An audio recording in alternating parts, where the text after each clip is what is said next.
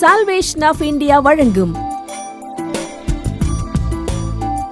ஜீவ வார்த்தை தேவ செய்தி. Pastor K. Moses Mariyappan, Madurai. ஆண்டவருடைய நல்ல நாமம் மகிமைப்படுவதாக. வருகின்ற உயிர்த்தெழுதல் அன்று சுமார் ஒரு 210 பார்வையற்ற குடும்பங்களுக்கு நாங்கள் உணவுகள் கொடுத்து, ஊன்றுகோள்களை கொடுத்து, இன்னும் அரிசி மளிகை பொருட்களை கொடுக்க இருக்கிறோம். நல்லா கவனிங்க, கட்டாயம் அல்ல, விசனமாய் அல்ல. ஒரு குடும்பத்திற்கு 950 ரூபாய் வரை எங்களுக்கு தேவை இருக்கிறது. ஜெபியுங்கள். கர்த்தர் பாரத்தை கொடுத்தால் எங்களோடு தொடர்பு கொள்ள அன்போடு கூட கேட்டுக்கொள்ளப்படுகிறீங்க. தொடர்ந்து எங்கள் பிள்ளைகளுக்காக, எங்கள் ஊழியங்களுக்காக ஜெபித்துக் கொள்ளுங்கள். உங்களுடைய தனிப்பட்ட ஜெப குறிப்புகள் ஏதாவது இருக்குன்னா கீழே போடக்கூடிய நம்பருக்கு தொடர்பு கொள்ளுங்க.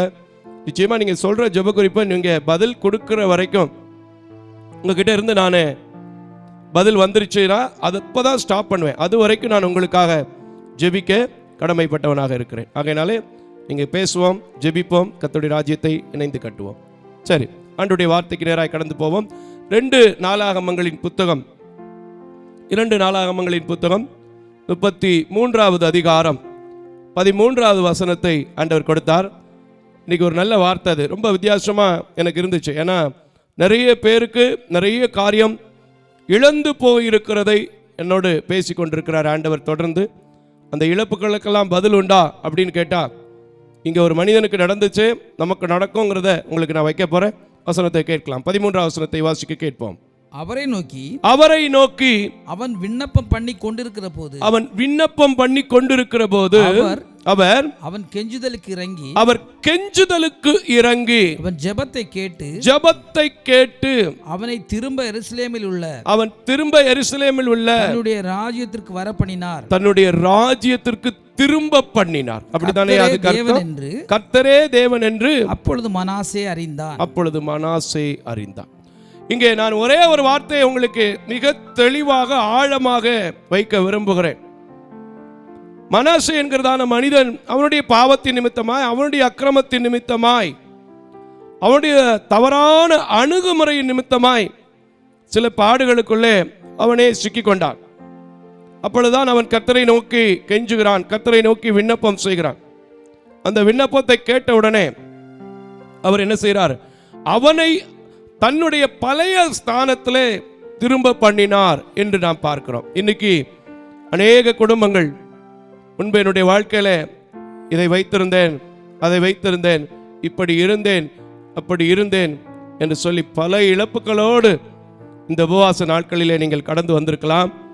ஆண்டவர் சொல்கிறார், இன்றைக்கு உங்களை பழைய நிலைமையிலே, பழைய காரியங்களில் பழசுக்கு மேல புதிய காரியங்களை செய்து கர்த்தர் உங்களை ஆசீர்வதிக்க போகிறார். கரங்களை தட்டி ஆண்டவருக்கு நன்றி சொல்லுமா? எனக்கு நடக்குமா பிரதர், எனக்கு நடக்குமா பிரதர்? இதே மாதிரி தான் நீங்க எப்பமாவது ஏதாவது ஒன்று சொல்லிக்கிட்டே இருக்கீங்க அப்படின்னா நடக்காது. இல்ல மனாசிக்கு நடந்துச்சு, இல்ல மோசஸ் மாரியப்பனுக்கு நடந்துச்சு. எத்தனையோ ஊழியத்தில் நான் எத்தனையோ சாட்சிகளை கேட்கிறேன். இன்னைக்கு இந்த ஆலயத்தில் வந்து நானும் கூட ஆராதித்திருக்கிறேன், நானும் கூட ஜெபித்திருக்கிறேன், நானும் கூட விண்ணப்பித்திருக்கிறேன். அவர் என்னுடைய விண்ணப்பத்திற்கும் பதில் கொடுத்து அவன் திரும்ப கர்த்தர் அவர் என்று அறிந்து கொள்ளப்பட்டது போல என்னையும் என்ன செய்வார்? அறிந்து கொள்ள பண்ணுவார்னு சொன்னீங்கன்னா, நிச்சயமா சொல்றேன், இழந்து போன, கெட்டு போன, பட்டு போன, விட்டு போன, ஒன்றுக்குமே இனி ஆகாது என்று ஒதுக்கி வைத்த எல்லா காரியத்தையும் உங்க குடும்பத்தில் சரி செய்து உங்களை பழைய நிலைமையில வைப்பார். அல்லேலூயா. ஒன்றும் சாதாரணமான ஒரு காரியத்தை எல்லாம் இந்த மனாசே வந்து செய்யலை. பயங்கரமா, மோசமா, அருவருக்கிற காரியத்தை, ரொம்ப தேவனுக்கு எரிச்சல் ஊட்டுகிற காரியத்தை, கோபப்படுத்துகிற காரியத்தை என்ன செஞ்சாரு? மனாசே செய்தார்.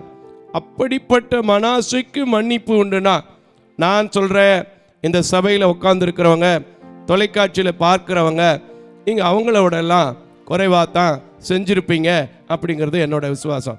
இல்லை ஒருவேளை கேட்கலாம், ஐயோ என்னையை பற்றி உனக்கு என்னையா தெரியும், நான் எவ்வளோ பெரிய மோசமான ஆள், நான் எவ்வளோ பெரிய பாவி தெரியுமா அப்படின்னு சில பேர் ஒத்துக்கொள்ளக்கூடும். அதுக்கும் வேதம் என்ன சொல்லி தெரியுமா?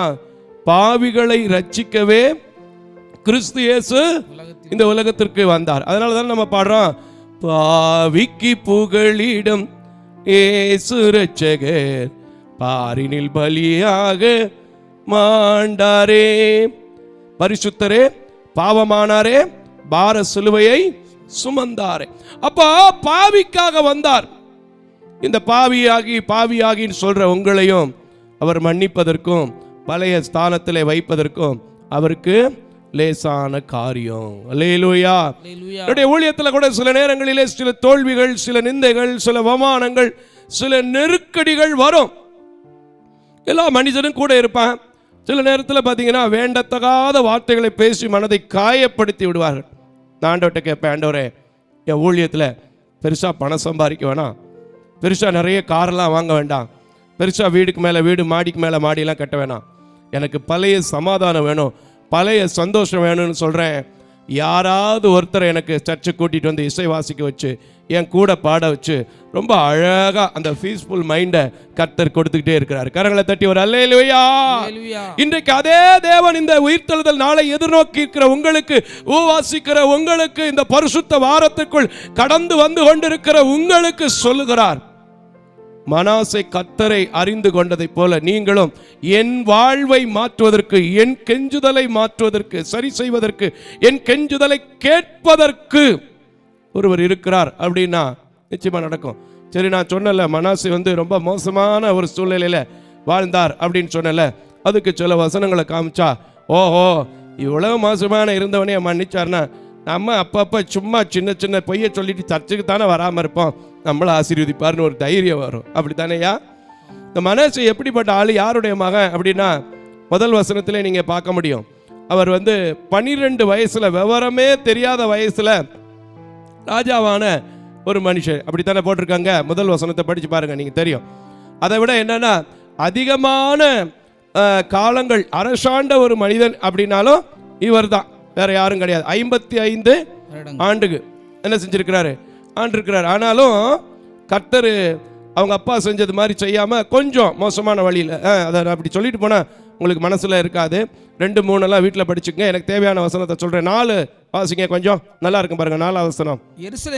எருசலேமிலே என் நாமம் என்றென்றைக்கும் விளங்கும் என்று கர்த்தர் சொன்ன நம்முடைய ஆலயத்திலே பலிபீடங்களை கட்டி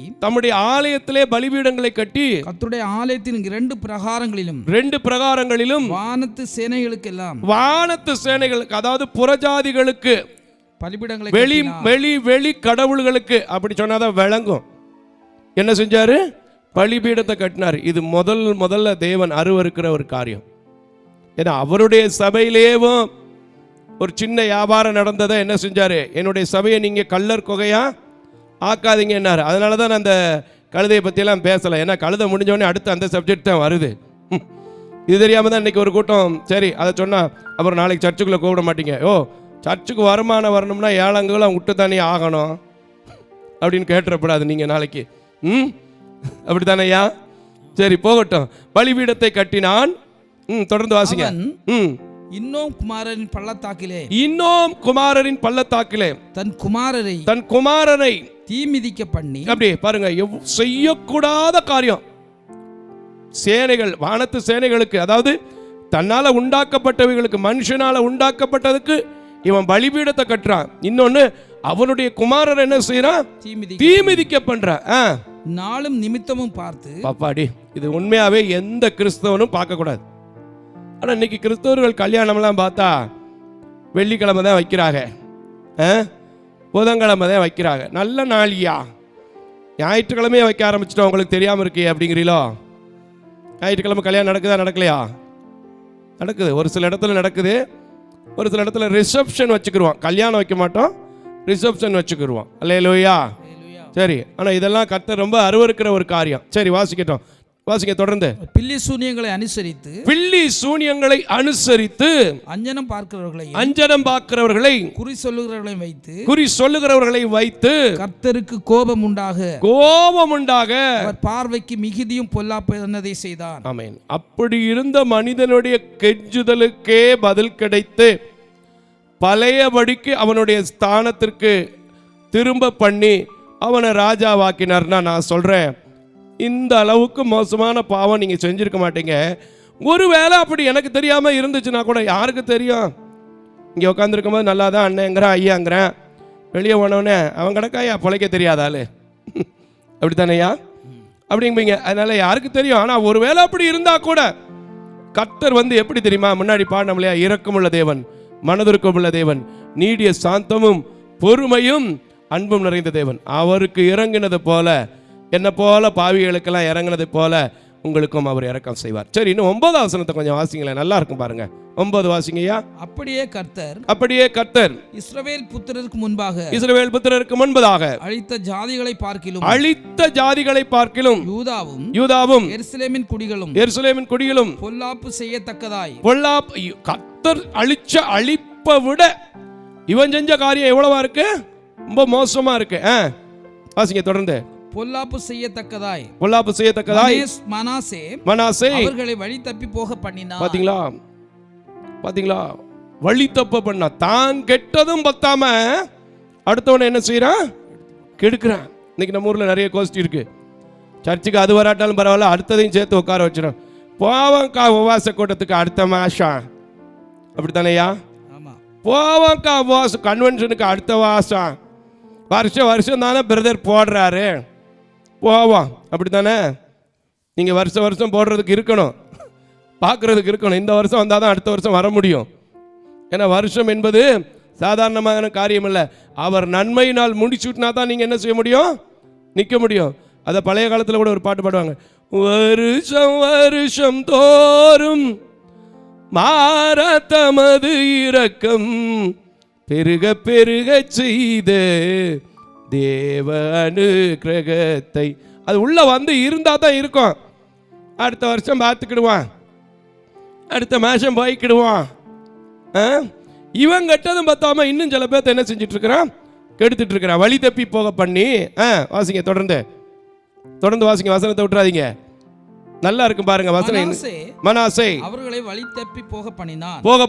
கர்த்தர் மனாசையோடும் ஜனத்தோடும் பேசின போதிலும் கவனிக்காதே போனார். ஆமென். பாருங்க, எவ்வளவு பெரிய பாவம், எவ்வளவு பெரிய துரோகம், எவ்வளவு பெரிய பொல்லாத காரியம். கர்த்தர் பேசுறாரு.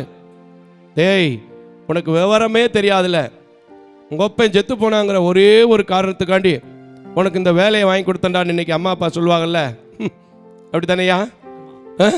எத்தனை வீட்டில் நடக்குது? டேய், உனக்கு இந்த வேலைனாலே என்னன்னு தெரியாது, இந்த வேலைனாலே உனக்கு என்னன்னு தெரியாது. ஆனால் உங்கள் ஒப்பன் செத்து போனாங்கிற ஒரே ஒரு காரணத்துக்காண்டி வாங்கி கொடுத்தேன், நீ இந்த வருத்து வர்ற, இந்த பாடுபடுத்துற அப்படின்ற மாதிரி இப்போ ஆண்டவர் பேசுறது எனக்கு அப்படி தோணுதுங்க, எனக்கு அப்படி தோணுது. ஏன்னா நான் பைபிளை எப்போவுமே கொஞ்சம் ப்ராக்டிக்கலாக அப்படி உள்ள ருசிச்சு பார்க்குற ஆளு. வாசிங்க, தொடர்ந்து வாசிங்க, விட்டுறாதீங்க. ஆகையால் கர்த்தர் சீரியா ராஜாவின் சேனாதிபதிகளை அவர்கள் மேல் வரப்பண்ணினார். அவர்கள் மனாசேயை முச்செடிகளிலே பிடித்து இரும்பு விலங்க போட்டு அவனை கட்டி. வெங்கல விலங்கா இரும்பு விலங்கா? என்ன விலங்கு அது? வெங்கல விலங்கு போட்டு பாபிலோனுக்கு கொண்டு போனார்கள்.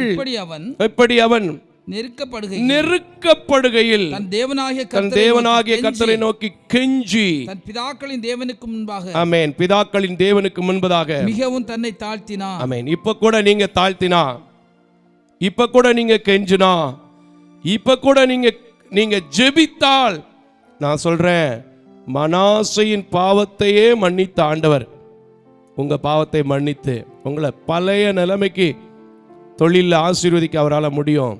உங்க குடும்ப வாழ்க்கையில் ஆசீர்வதிக்க முடியும். நீங்க படிச்சிருக்கிற கல்வி உங்களுக்கு யூஸ் ஆகும்.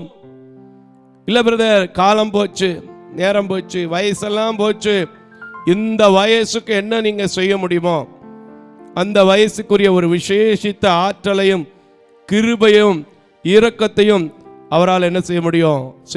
ஏன்னா அவர் காலங்களை மட்டுமல்ல முக்காலங்களையும் அறிந்திருக்கிற தேவன். எல்லாவற்றையும் மாற்றுவதற்கு அவருக்கு வல்லமை உண்டு, அதிகாரம் உண்டு. இப்ப சொல்லுவீங்களா? இல்ல உண்மையா? இதை நான் நம்புறேன், உண்மையா நான் இதை ஏற்றுக்கொள்கிறேன். மனாசின் வாழ்க்கையில நடந்தது போல என் வாழ்க்கையில பழைய நிலைமைக்கு, என் குடும்பத்தில், என் பிள்ளைகளோட, என் மனைவியோட நான் சமாதானமான இருக்க முடியும் அப்படின்னு சொன்னா இருக்க முடியும். இல்ல பிரதர், ஒரு காலத்தில் நான் குடிக்கிறப்ப ரொம்ப அதிகமாக அவளை பேசிட்டேன் பிரதர், ரொம்ப அதிகமாக என் பிள்ளைகளை துக்கப்படுத்திட்டேன் பிரதர், கூப்பிட்டா வராது பிரதர். நீங்களா நினைச்சிட்டு இருக்காதீங்க. இன்னைக்கு ஆண்டவரிடத்தில் உங்களை தாழ்த்தி, ஆண்டவரே, இந்த 2 கண்ணும் தெரியாத சகோதரர் சொல்றார், மனாசேயுடைய பாவத்தை விட உன் பாவம் பெருசு இல்லப்பான்னு சொல்றாரு. நான் விசுவாசிக்கிறேன், நான் நம்புறேன், என்ன நடத்துங்கன்னு கேளுங்க, என்ன பரிசுத்தப்படுத்துங்கன்னு கேளுங்க. இந்த வாரத்துக்கு பேரே பரிசுத்த வாரம்னு சொல்லி நாங்க தியானிக்கிறோம். உம்முடைய பரிசுத்த ரத்தத்தினால் என்ன கழுவுங்கன்னு சொல்லி கேளுங்க. உம்முடைய இரக்கம் என் மேல் கடந்து வரட்டும்னு கேளுங்க. நிச்சயமா சொல்றேன், உங்க ஜெபத்துக்கு பதில் இல்லாமல் போகாது. அவன் உணரணுங்கிறதுக்காக முச்செடிக்குள்ள என்ன செஞ்சாரு? தூக்கி போட்டாரு. வெங்கல விலங்கு என்ன செஞ்சாரு? பூட்ட வச்சாரு. ஆனா நெருக்கத்தில் பார்த்துட்டு மனுஷனை போல விலகி போகல. கிட்டத்தில் வந்து அப்படியே கையை பிடிச்சு அவன் கெஞ்சுதலுக்கு இறங்குகிற தேவனாயிருந்தார். அல்லேலூயா. வேதத்தில் எத்தனையோ சம்பவங்களை நம்ம வாசிக்க முடியும். வேதத்தில் எத்தனையோ சம்பவங்கள் பழைய நிலைமைக்கே திரும்ப போன சம்பவங்களை வாசிக்க முடியும். ஒரு சில சம்பவங்களை மட்டும் நான் சுருக்கமாக காமிச்சு உங்களுக்கு நான் ஜெபிக்க போறேன். ஆதியாகமங்களின் புத்தகம் 41வது அதிகாரம். நிறைய பேர் சொல்லுவாங்க, மோசஸ் எங்கிட்ட இருந்தாச்சும் இந்த ஆதியாகமத்தை விட மாற்றாரியா? நான் சொல்றேன், ஆதியும் அந்தமுமான அல்பாவும் விவேகாவுமான இயேசு கிறிஸ்துவையும் விட மாட்டேன், அவர் கொடுத்த ஆதியாகமத்தையும் விட மாட்டேன். அல்லேலூயா, அல்லேலூயா. ரொம்ப நல்லா இருக்குங்க, விசேஷமா இருக்கும். ஆதியாகமம் ஒவ்வொரு மனிதனுடைய வாழ்க்கையை செம்மைப்படுத்தக்கூடியது, சீர்படுத்தக்கூடியது. அது சிறப்பு வாய்ந்த ஒரு வாழ்க்கை வாழ வைக்கக்கூடியது. அதில் என்ன இல்லைன்னு நினைக்கிறீங்க? எல்லாமே இருக்கு, எல்லாமே இருக்கு. யாக்கோபுடைய ஒருத்தருடைய சரித்திரத்துக்குள்ள முழு உலகத்துக்கு தேவையான எல்லா ஞானமும் அங்கே இருக்கிறது. கரங்களை தட்டி கர்த்தருக்கு ஸ்தோத்திரம் பண்ணுங்க. அல்லேலூயா. சரி, வாசிச்சிருங்க. 41:9 வாசிங்க, நல்லா இருக்கும். அப்பொழுது பானபாத்திரக்காரரின் தலைவன் பார்வோனை நோக்கி நான் செய்த குற்றம் எனக்கு இப்போதாயா நினைப்புக்கு வந்துச்சு. என்ன குற்றம்? இதுக்கு முன்னாடி அதிகாரத்தில், ஒரு நிமிஷம், இதுக்கு முன்னாடி அதிகாரத்தில் பார்த்தீங்கன்னா இவங்க சொப்பனத்தை சொல்லுவாங்க. அப்போ இவர் விளக்கம் சொல்லுவார். சொல்லிட்டு நீ வாழ்ந்திருக்கிற காலத்தில் நீ என்ன செய்யப்பா நினச்சிக்கோ அப்படின்னு சொல்லுவார். ஆனால் இந்த ஆள் என்ன செஞ்சிருவான்? நமக்கு தான் நல்லது வந்தவொடனே என்ன செஞ்சிருவான்? பழசு எவனால் நல்லது எவனால் வந்துச்சோ அவனே என்ன செஞ்சிருவான்? மறந்துடுவான், இல்லைன்னா தூக்கி போட்டு மிதிச்சிருவான். அப்படித்தானுங்க? நல்லது வந்துச்சுன்னா ஒன்று மறந்துடுவான் நல்லது செஞ்சவங்களை, இல்லைன்னா தூக்கி போட்டு மிதிச்சிருவான். இவன் தூக்கி போட்டு மிதிக்கலை, மறந்துட்டான். அதான் சொல்கிறான், இப்பொழுதுதான் நான் செய்த குற்றம் எனக்கு நினப்புக்கு வந்துச்சு. வாசிங்க. இப்ப பார்வோன் தம்முடைய ஊழியக்காரர் மேல் கடும் கோபம் கொண்டு, ஐயா உமக்கு ஒரு நாள் கோபம் வந்துருச்சு, எங்க மேல எல்லாம் பயங்கரமான கோபம் வந்துருச்சு. என்னையும் சுயம்பாவிகளின் தலைவனையும் தலையாரிகளிடத்தில்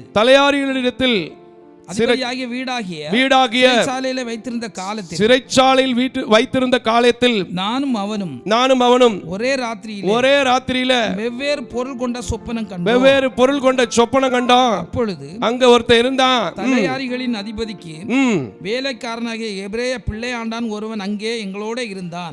யோசேப்பை பத்தி சொல்லப்பட்டிருக்கு. யோசேப்பை பத்தி ஒரு நிமிஷம். யோசேப்பு தான் அந்த எபிரேய பிள்ளையாண்டான். அந்த பிள்ளையாண்டான் செயலிருந்து வரும்போது எப்படி வந்தாருன்னா பின்னாடி பார்க்கும்போது ரொம்ப அழகா இருக்கும்.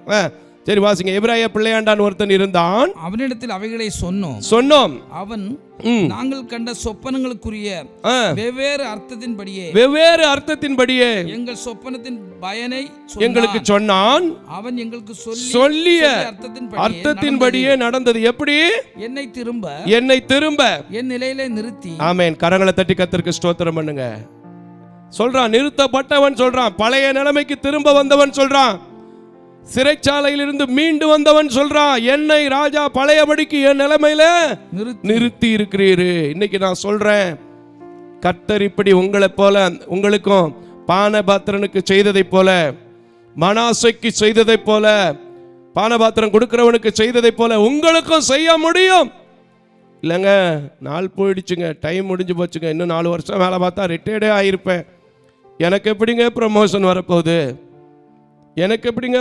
வரப்போகுது? எவனோடய சேர்ந்து ஏதோ பேசணும், ஏதோ பண்ணணும், டிப்ரமோஷன் பண்ணிட்டான். இன்னைக்கு நான் சொல்றேன், கர்த்தர் உங்களை பழைய நிலைமையில வைக்க போறாரு. அல்லேலூயா. விசுவாசத்தா நடக்குங்க, விசுவாசத்தா நடக்கும். எத்தனையோ வீடுகளில் என் சகோதரிகளே, எனக்கு மதிப்பே இல்லை, மரியாதையே இல்லை.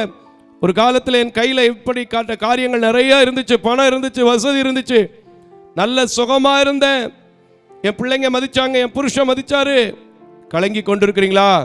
இன்னைக்கு நான் சொல்றேன், பார்வோன் இடத்துல என்னை பழைய நிலையில திரும்ப வச்சுங்கன்னு சொன்னதை கேட்டீங்கல்ல, உன்னை உன் ஸ்தானத்தில் வைப்பேன், திரும்பி வர பண்ணினார்னு சொல்லி கர்த்தரை அறிந்து கொண்டு அவன் ஸ்தோத்தரித்தான்ல, ஜெபித்தான்ல, நன்றி செலுத்தினான்ல, அதே போல நீங்களும் சொல்ல போறீங்க. அதுக்கப்புறம் அந்த வசனத்தை கொஞ்சம் முடிச்சிருங்க, 13 அப்படியே கம்ப்ளீட் பண்ணிருங்க.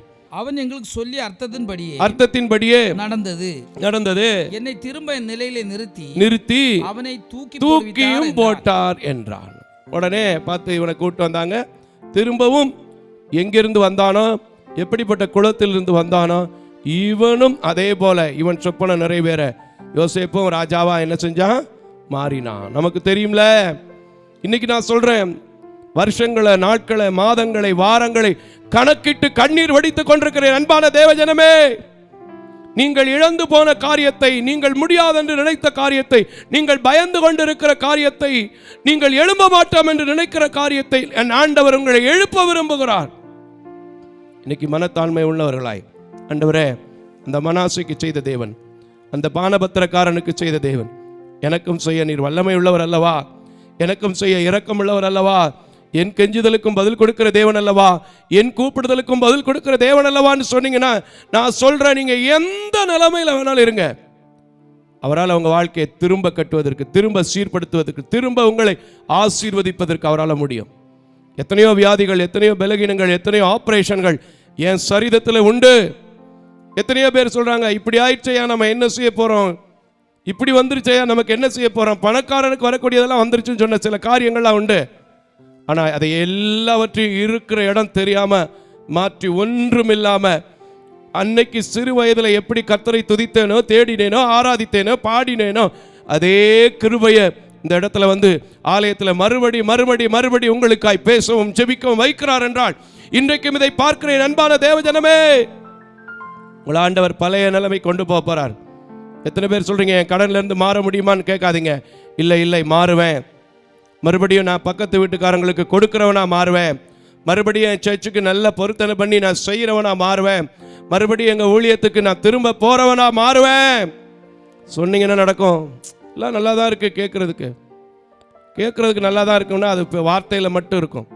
நீங்கள் எப்போ கர்த்தர் நல்லவர் என்பதை ருசிச்சு உள்ளப்பா அப்படியே இங்கே போட்டு நீங்கள் அனுபவிக்க நினைக்கிறீங்களோ, வாஞ்சிக்கிறீங்களோ, அப்போ தான் என்ன செய்யணும்? கிடைக்கும். முச்சடியில் போட்டோடனே பாபிலோனுக்குள்ள கொண்டு போனோடனே இதுக்கு ஒரே ஒருத்தர் இருக்கிறார். நம்ம என்ன பாவம் செஞ்சாலும் சரி, என்ன துரோகம் செஞ்சாலும் சரி, எத்தனை பொல்லாப்பு செஞ்சாலும் சரி, அவர்கிட்ட சரண்டர் பண்ணுனா, அவர்கிட்ட கெஞ்சுனா, அவர்கிட்ட தாழ்த்துனா என்ன மன்னிப்பாரு நம்பினா பார்த்தீங்களா ஒருத்தன், அதே போல நம்பி பாருங்களேன், கண்டிப்பா நீங்க ஆசீர்வதிக்கப்படுவீங்க. ஹல்லேலூயா. பாவத்தின் பாரத்தினால் தவித்திடும் பாவி என்னை நின் கிருபை பிரபாகத்தால் ஏற்றிடும் இயேசுநாதா, நின் கிருபை பிரபாகத்தால் ஏற்றிடும் இயேசுநாதா. கெட்ட குமாரனை போல் துஷ்டனாய் அலைந்தேன் அப்பா, கெட்ட குமாரனை போல் துஷ்டனாய் அலைந்தேன் ஐயா. நின் அன்பை உணராமல் மனசை போல துரோகம் நான் செய்தேன் ஐயா. இன்னொரு முறை, நின் அன்பை உணராமல் சிம்சோனை போல துரோகம் நான் செய்தேன் ஐயா. பாவத்தின் பாரத்தினால் தவித்திடும் பாவி என்னை நின் கிருபை பிரபாகத்தால் ஏற்றிடும் இயேசுநாதா. கள்ளனாய் ஆகினும் நான், கள்ளனாய் ஆகினும் நான் நீ பெற்ற பிள்ளை கல்லோ. கள்ளனுக்கு கள்ளனாயாகினும் நான் ஒப்பு கொடுங்க, எல்லாம் ஒப்பு கொடுங்க. ஆமென். கள்ளனுக்கு அருள் செய்த, கள்ளனுக்கு அருள் செய்தவே தள்ளாது சிலுவை நாதா. எல்லாம் எழும்பி நில்லுங்க. கல்லனுக்கருள் செய்த நீ. எல்லாம் கையை உயர்த்தி சொல்லுங்க, தள்ளாத ஆண்டவரை, தள்ளி போட்டுறாதீங்கப்பா. நெருக்கடியான நேரத்தில் உம்மை நோக்கி கெஞ்சின, நெருக்கடியான நேரத்தில், விலங்கு பூட்டப்பட்ட நேரத்தில் முச்செடியில நின்ன மனுஷனுக்கு உதவி செஞ்சீங்களே, இப்பவும் என் குடும்பத்தின் நெருக்கத்தை அறிந்திருக்கிற கடவுளே ஒப்பு கொடுங்க. இப்பவே என் சூழ்நிலைகளை அறிந்திருக்கிற மகத்துவத்தின் தெய்வமே, இந்த மனுஷன் சொல்றதை கேட்டில்லப்பா, நான் உண்மையா விசுவாசிக்கிறேன். என் விண்ணப்பத்தை, என் ஜெபத்தை, என் கெஞ்சுதலை நீங்க மட்டும்தான் கேட்க முடியும். நீங்க மட்டும்தான் என் குடும்பத்தின் சூழ்நிலைகளை, என் தொழிலின் சூழ்நிலைகளை, என் ஊழியத்தின் நிலைகளை, நான் இழந்து போன காரியங்களை, என் பிள்ளைங்க பிரிஞ்சிருக்கிற நிலைகளை சரி செய்ய முடியும்னு கேளுங்க. கர்த்தர் இன்னைக்கு உங்களுக்கு எல்லா நிலைமைகளும் பழையபடிக்கு திரும்பும்படி கர்த்தர் செய்வார். ஹல்லேலூயா. லூக்கா 15வது அதிகாரத்தில் 30வது வசனத்தில் நீங்க வாசிக்கிறீங்க பாத்தீங்களா? கெட்ட குமாரன் தான், தூரம் போன குமாரன் தான், வந்தபோது மார்போடு அணைத்து அவனுக்கு மறுபடியும் அவனை பழைய ஸ்தானத்தில், முன்பு அவன் மகன் எப்படி இருந்தானோ அதே போல மோதிரத்தை போட்டு வஸ்திரத்தை கொடுத்து அலங்கரித்த ஒரு தகப்பனுடைய செயலை நாம் பார்க்கிறோம் என்றால், இன்னைக்கு உங்களையும் என்னையும் உண்டாக்கின பரம தகப்பன், உங்களுக்காகவும் எனக்காகவும் சிலுவையில் ரத்தம் சிந்தின பரம தகப்பன் உங்க கெஞ்சுதலுக்கு பதில் கொடுக்காம இருக்க மாட்டாரு. உங்க விண்ணப்பத்துக்கு பதில் கொடுக்காம இருக்க மாட்டாரு. உங்க தாழ்மையின் அனுபவங்கள், தாழ்மையை நீங்கள் அணிந்து கொள்ளும் போது உங்க மன தாழ்மையை பார்க்காம இருக்க மாட்டாரு. உங்களை நீங்களே பாவி பாவின்னு சொல்லி தூரம் போகாதையா. பாவியாகிய உங்களுக்கு தான் கர்த்தர் இறங்கி வந்தார் ஐயா. பாவம் செய்த பிள்ளைகளும் கெட்டு போக கூடாதுங்கிறதா அவருடைய சித்தம் ஐயா. அதற்காகவே பிதாவிடத்தில் உத்தரவு வாங்கி கொண்டு அனுப்பப்பட்ட குமாரனா இயேசு வந்தார் ஐயா. இன்னைக்கு சொல்லுவீங்களா? இன்னைக்கு சொல்லுவீங்களா ஆண்டவரை பார்த்து, ஐயா கல்லனாயாகினும் நான் நீ பெற்ற பிள்ளை அல்லோ, கள்ளனு கருள் செய்ததே தள்ளாதே சிலுவை நாதா. இன்னைக்கு அநேக பிள்ளைகள் ராஜாத்திகளாக, ராஜாக்களாக, அநேக பிள்ளைகள் அலங்கோல நிலைமைகளிலிருந்து அலங்காரம் பண்ணப்பட்டவர்களாக, அநேக பிள்ளைகள் ஆறுதல் இல்லாமல் இருக்கிறவர்கள் மற்றவர்களுக்கு ஆறுதல் சொல்லும்படியாக என் தேவன் உங்களை ஆசீர்வதிக்க போறார். நான் மனதார கரம் நீட்டி தொலைக்காட்சியில் பார்க்கிறவங்க யாவரையும் ஆசீர்வதிக்கிறேன். நீங்க இப்ப என்கிட்ட மறைச்சாலும் கர்த்தருக்கு முன்பதாக மனத்தாழ்மையிட்டு கெஞ்சுங்க, ஜெபிங்க, விண்ணப்பம் செய்யுங்க. அவர் உங்கள் ஸ்தானத்துக்கு உங்களை திரும்ப பண்ணி உங்களை ஆசீர்வதிப்பார். கிருபையும் இரக்கம் நிறைந்த நல்ல ஆண்டவரே, என்னையும் கூட நான் இழந்து போன காரியத்தில் எல்லாம் விழுந்து போகாதபடிக்கு, ஒவ்வொரு நிலைகளிலும் பழையபடிக்கு உடைய புதிய வார்த்தையினால் பிரசங்கம் செய்ய வைக்கிற தேவன், என்னோடு இடைபடுகிற தேவன், இப்பொழுது இந்த நிகழ்ச்சியை, ஆராதனையை பார்க்கிற சபையிலே கலந்து கொண்டிருக்கிற எத்தனை பிள்ளைகள் ஏக்கத்தோடு, ஐயோ என் பழைய வாழ்க்கை கிடைக்குமா, பழைய தொழில் திரும்புமா, பழையபடிக்கு என் கடனெல்லாம் அடைக்கப்பட்டு மீதி எடுக்கப்படுமா என்று சொல்கிற எல்லாரையும் நீங்க பார்த்து ஆசீர்வதித்து, அன்றைக்கு சுனேமியால் மீண்டு திரும்பி எடுத்ததை போல, ரூத்து மறுபடியும் ஆசீர்வதிக்கப்பட்டதை போல, மனாசை மறுபடியும் தன் ஸ்தானத்திலே ராஜாவானதை போல ஒவ்வொரு பிள்ளைகளையும் ஆசீர்வதிக்க வேண்டும் என்று நம்முடைய கரத்தில் ஒப்பு கொடுக்கிறேன். நான் யாருடைய முகத்தையும் நிறத்தையும் பார்க்கல, மனதார ஆசீர்வதிக்கிறேன். நாங்கள் எல்லாம் ஆசீர்வதிக்கிற பாத்திரம், நீங்களே ஆசீர்வதிக்கிறவர்களாக இருக்கிறபடினாலே நீங்க ஆசீர்வதிங்க, நீங்க காத்துக்கொள்ளுங்க, நீங்க வழி நடத்துங்க, நீங்க நல்ல சாட்சிகளை தாருங்க. இயேசுவின் நாமத்தில் ஜெபிக்கிறேன் நல்ல பிதாவே. ஆமேன், ஆமேன், ஆமேன். தேவ தரிசனத்தோடு செயல்படும் இவ்வூழியத்தினை உங்களது உதாரத்துவமான காணிக்கைகளால் தாங்க விரும்பினால், M Ranjith Kumar, Keputhur branch, State Bank of India, account number 3386424648, IFSC code SBIN 00155569. உங்களது 24 மணி நேர ஜெப தொடர்புக்கு pastor K Moses Mariyappan, 2/26 SP Natham அஞ்சல், திருமங்கலம் தாலுகா, மதுரை மாவட்டம் 625706. Phone number 9360383940. ஜெபியுங்கள், தாங்குங்கள். தேவன் தாமே உங்களை நிறைவாய் ஆசீர்வதிப்பாராக.